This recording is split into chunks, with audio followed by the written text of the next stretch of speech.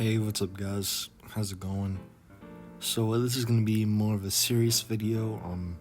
I just want to talk about a different side of 9/11. Of course, we're gonna talk about it in this video, but I want to take a look at it from a different perspective. And I actually have a guest on this video, my friend Jack. He actually experienced 9/11, and he's gonna talk about his experience and his thoughts, I guess. And just one more warning beforehand: this video isn't, gonna involve politics or anything like that, but if you want to explain your thoughts and your feelings in the comments, just please keep it light, I guess, is all I'm saying.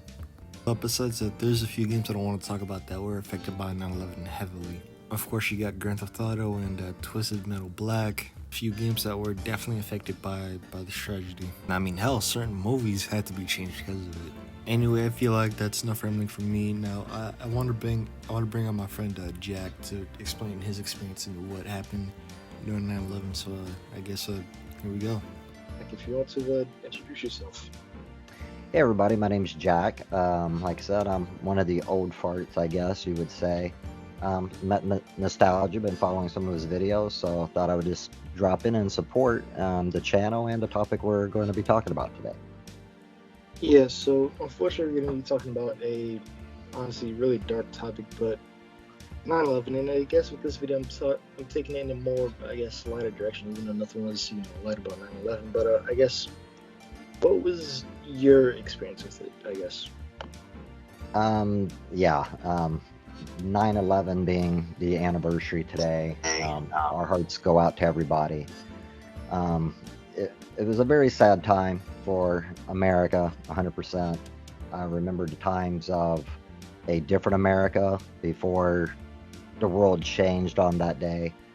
9/11 was definitely an experience that it's the way I look at it, it's kind of like how people remember John F. Kennedy's assassination. Most people my age can pretty much say where we were, what was going on at that day. At that time, I'm a little bit older now. I'm almost 50. I'm 49, but I was 29 years old when 9/11 happened. I was a new dad. My son was almost 2 years old. His birthday's actually in 5 days. So I had a new daughter as well. She was probably about 5 months, and I was working in a mutual fund company, and I actually happened to be on the phone when the first plane hit the towers. And like I said, the world was a completely different place. So if you'd like to go down maybe some of that topic, I could actually tell you what things were like, we'll say from September 10th, before the tragic episodes that we all experienced in 9/11. Yeah, so I know we talked about this before, but you said before, 9/11, there wasn't any TSA because I didn't get to experience any of that before 9/11. Like, whenever I think of getting on an airplane, taking off your shoes, all that, and having your bags checked. But you said there's a time before that? Yeah, so I actually looked some stuff up online because I knew we were going to do the talk. So I wanted to kind of see some of the differences between 9/11, and I actually wrote some of them down. So TSA, you're right, that was not a thing before 9/11. We did have checks that you would still come through in the airports, but they were a lot loose. You didn't have to take your shoes off. You didn't have to take your belts off. You didn't have people frisking you. You might have went through a metal detector, but that was very seldom. We didn't have the x-ray machines and all that. Being older, you guys probably don't remember, but we used to be able to smoke in the airports. You didn't have to sit outside. You didn't have to come like 3 hours early before your flight, which was suggested. But there's another thing y'all might not know, that Department of Homeland Security was not a thing. That did not come about until President Bush actually made the Department of Homeland Security. So times were, like I said, a lot different compared to what we experience today. And I actually took a couple other notes if you want to actually hear this part. I mentioned we didn't take up our shoes, we didn't have to take up our belts, we did have smoking in the airports. I also wrote there was no DHS, the Department of Homeland Security. And another part I wrote, families. If you all know now, when you come to the checkpoint, you're not allowed to go past the screening area. Well, when I was growing up, if you were on a family trip and you wanted to hang out with your parents, or say goodbye to somebody and give them a hug, you would walk all the way up to the gate. You could hang with them and watch them get on the airplane. Those days we don't do anymore. So that was another issue that changed before 9/11. And do I want to say, do I feel like the world was a safer place? Nobody would have ever thought that we would have this evil and horror be put upon the United States, and we would have to, experience a 20-year war to deal with this type of situation. So it was a very humbling experience. And if you'd like, I could talk about what I was actually doing that day on 9/11. Well, actually, one thing that I do want to bring up, and again, we always talk about this, Discord or whatever. But I know you said, the year before that, the year 2000, it almost seemed like the future to you guys. It seemed like technology's progressed. The world was at a much different place. Talk a bit about that. Okay, now one thing I would like to talk about. Let's talk about September 10th, the day before. So everybody was going to work like normal. If people don't also know, I just remember that day everybody was at their TVs. You just seen there was just, I can't explain. I don't know if this is what John F. Kennedy was like, but there was so much sorrow in our country. But then there was also the anger to find out who did this and why they would do this. These were business buildings. Innocent moms and dads, people just going to work. These weren't combative targets. But now looking back, we do understand what 9/11 represented. If you look at the stock market, it was to take down the United States economy, to completely show we're not the greatest nation. So when those towers fell, so did our country. And that's one thing I hope people get to understand in their minds, to where at that memorial, it is sacred, holy, it's sacred ground. People don't also know there was children that they had daycare services inside that building. I don't know how many children, because they don't really give us the ages of who these people were. But again, to see the bravery of America and the way we all came around it. And again, I know we're not being political, saying, do we support a war, do we not? But America was attacked, and either which side of the fence you are, that's what started the whole situation with Iraq and Osama bin Laden and Afghanistan. And now 20 years later, it's over. That's one thing that we can all say, it is over, but some of us are still pulled. And my thing is that people just remember everything that we went through, all the lives that were lost, not just to 9/11 and those towers, but over these 20 years of all the brave men and women and service members that still gave their lives for that same situation. And if you all do remember, which, let me ask you, are you old enough to remember when Obama said we got him? Yeah, I remember it.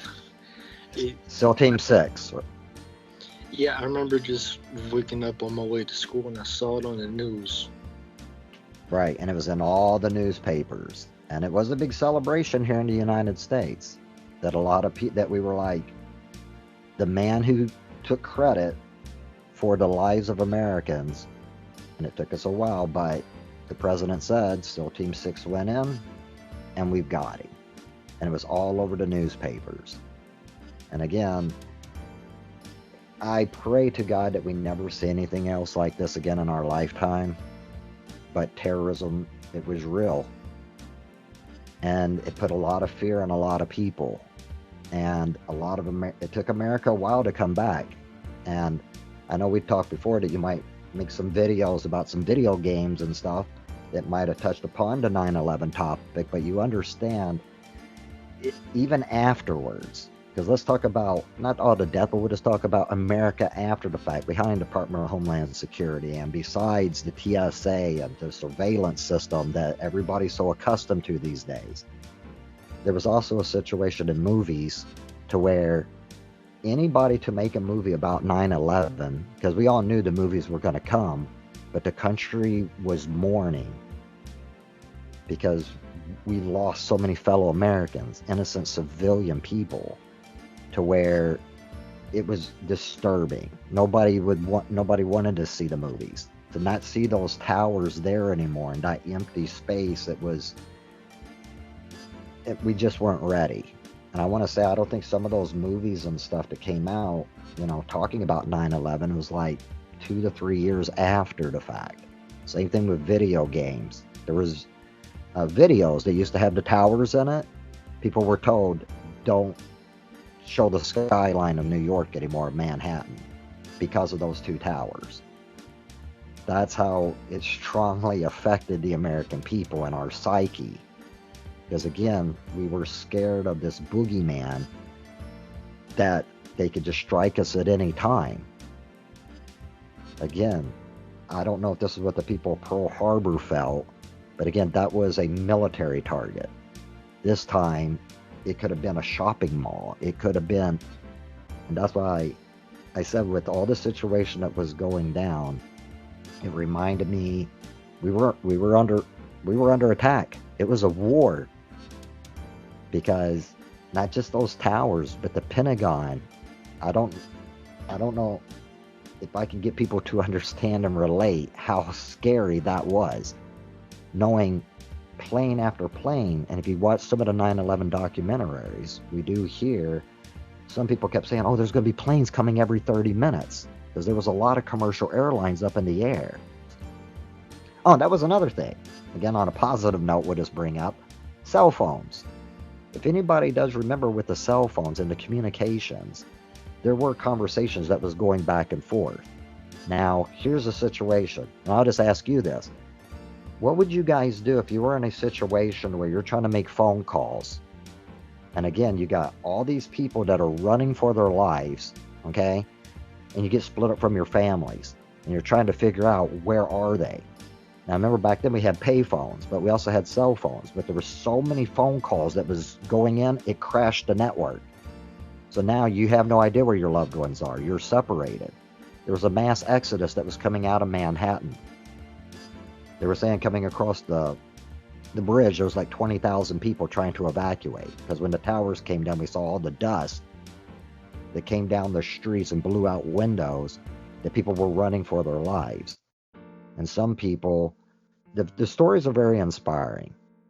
And the stories that you hear, that I just want everybody just to be able to leave without a negative side of things, is the heroism and the bravery that the firefighters, the first responders, the police officers, the brave people that was coming out of the towers that helped one another. That is the America that I grew up with. So when I said on the positive note, the America of the 80s and the 90s that I knew before 9/11, I don't think that's left. And I pray it hasn't left. That if America does go through other struggles, we always come together. We're Americans, and we always help each other. And we will always overcome. Well, I want to thank you, Jack. You've answered more than enough of my questions. I had a few planned out, but you've answered all of them, and I just want to thank you for being here. All right, no, truly appreciate it. And I truly, like I said, if you guys don't know, definitely watch Nostalgia stuff. He's got some great content coming, again, on a more uplifting note. And the thing is, like I said, it's nice being able to see young YouTubers coming up and be able to grow. And if you guys don't know, Nostalgia, you do have a Discord, and I've been noticing it's been growing. So if you guys want to come and hang out with us, usually I think he has the Discord link in the video, so definitely check that. Come out and hang with us, and if you guys got some ideas, Nostalgia always seems to be pretty open, and being able to bring new content creators on and talk about new topics. So it would be great to have you join the community and support the great work of Nostalgia. Yep. Glad to have you here, Jack. Hope you have a great day. You too. Well, alright, that was my friend Jack. Again, shout out to him, shout out to his YouTube channel, go check his stuff out. Now I guess the main meat of the video. So, like I said before, the main games that I want to talk about are Grand Theft Auto 3, Twisted Metal Black, and Spider-Man for the PS1. Now, some of these games are heavily affected by 9/11. Some of these are, barely affected. I guess we'll just get started with the one with the lightest changes. Spider-Man for the PS1. Not so fast, Electro. Because Spider-Man's back, and you'll need more than the city's power supply to take on Spidey's ice and taser webbing, stellar new fighting combos, and 19 killer Spidey suits, all with different powers.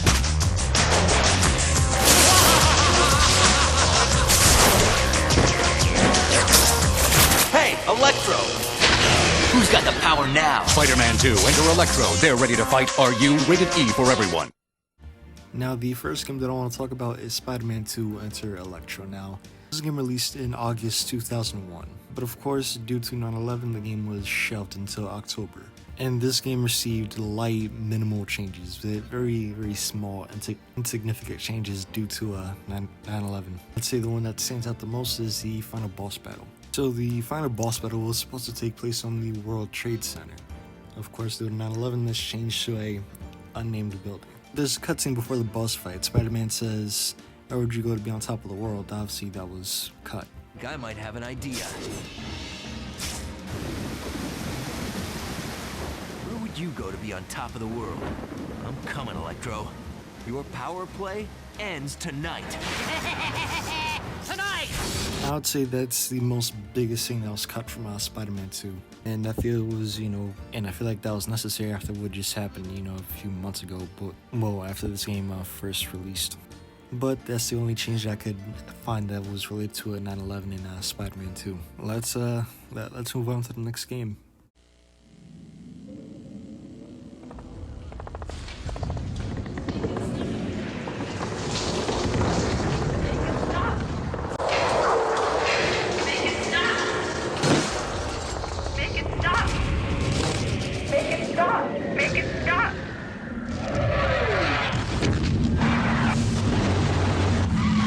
Rated M for mature.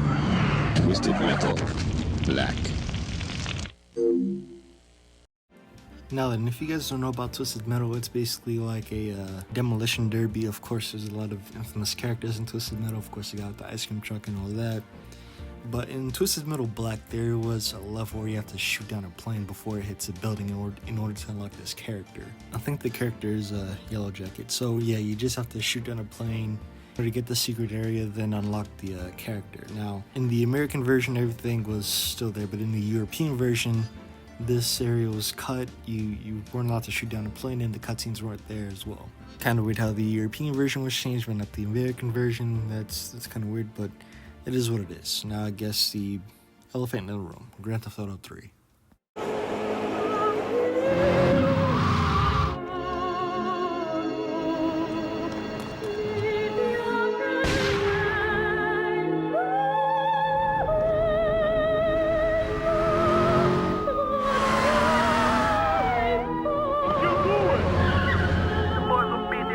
Come on, let's introduce you to the Don. If you do this for me, you will be a made man. Anything you want.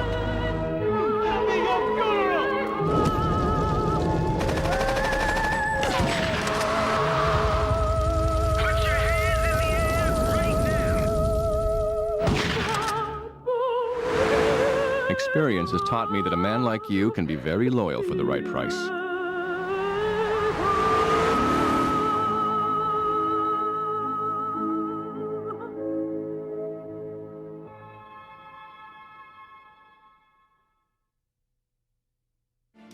So before I start getting into what was changed, I just want to give this a little bit of context. Now, Rockstar's headquarters at the time was just a few blocks away from the Twin Towers, and they sort of watched this happen. And of course, with the game being about violence and stealing cars and mafia and all that, they thought America wasn't really ready for that. They actually wanted to cancel the game after 9/11. But I guess thankfully they didn't, and they just had to make a lot of changes. Now, I'd say one of the first changes is the police car. When the game was in development, the police car looked very similar to a NYPD police car. With the white and the blue, it looked very similar.